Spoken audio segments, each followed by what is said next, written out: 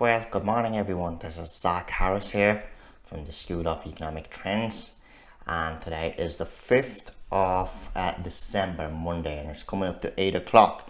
So this morning is our analysis time when we are going to analyze the markets. So I'm going to show you exactly what is happening and where do we think the markets are going to go. FTSE took a turn and start dropping at the price of 7,100. And right now it's trading at 6,714. Now we've got a really strong support level here at the price of 6,656, and we believe it is gonna bounce from there and starts to rise back up, and when it does we will be placing a long trade at that price, or when it takes a turn from that point.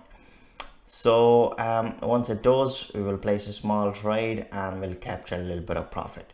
Okay, that is what we think that's going to happen with FTSE. Let's look at maybe a few more. Now we are looking at US dollar versus JPY. Now let me just explain you something. From this point, as you can see here, I am looking at on February this year, earlier this year. It took a massive turn and it starts to go down. As you can see here, US dollar declined heavily till up to from 122 to 102, in fact 100. It was below 100, 99.850. As you can see here, the price, that was the major support, and we had tried to break through there, couldn't break through, bounce from there here again, and then the third time when it bounces, our range were getting smaller. As you can see here, our range were getting really small, and then we had our support level there, resistance level at 104.06, and once the range was broken there, after that it actually carried away.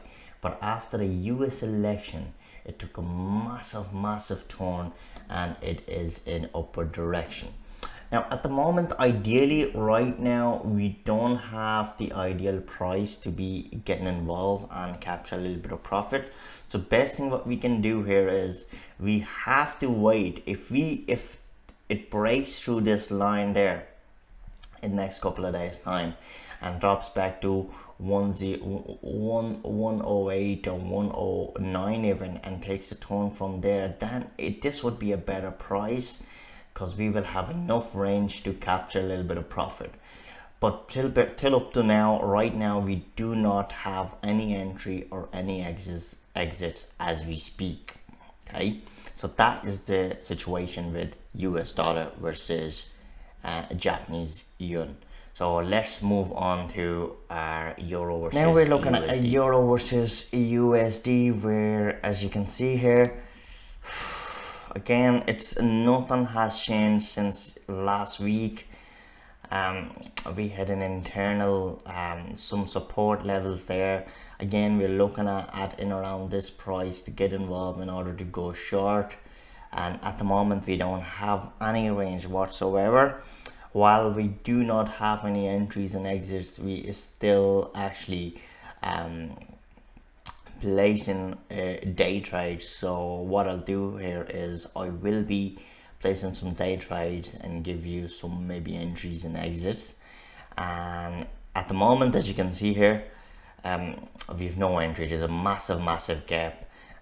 Euro versus USD has to fill that gap before it takes a turn to drop back down, and when it does, then and only then we will be placing a trade in order to go guys short. That's pretty much it for today, and if you have any questions whatsoever, you're more than welcome to email me and on zach@tsetrends.com.